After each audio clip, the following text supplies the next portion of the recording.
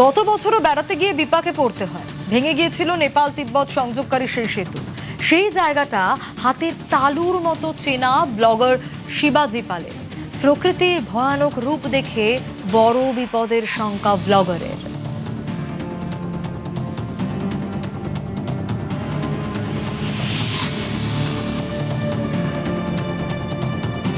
আমরা এই পথে যেতে নিয়েছিলাম, তারপরে এই পথে গত বছরও ওই যে ব্রিজটা যেটা নেপালের সঙ্গে তিব্বতের সংযোগকারী, সেটা গত বছরও একইভাবে জলের তোড়ে ভেঙে গিয়েছিল।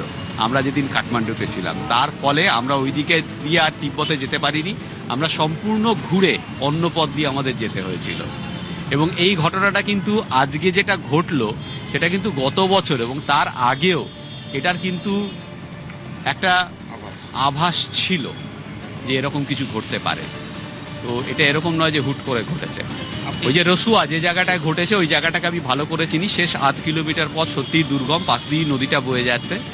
এবার দেখবে ওই যে কাস্টমস হাউসটা, ইমিগ্রেশন হাউসটা, তার ওপর দিয়ে জল এসেছে। মানে ওটা অ্যাটলিস্ট আমি যদি ভুল না করি 30 to 40 ফিট হাইট হবে, মানে 3 তলা বাড়ি বা 4 তলা বাড়ি সমান হবে।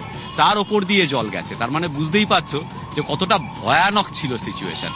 তার মানে মানুষজন যারা নিচে ছিলেন তারা জাস্ট পিঁপড়ের মতো অবস্থা ছিল তাদের, মানে ভয়ানক। ওই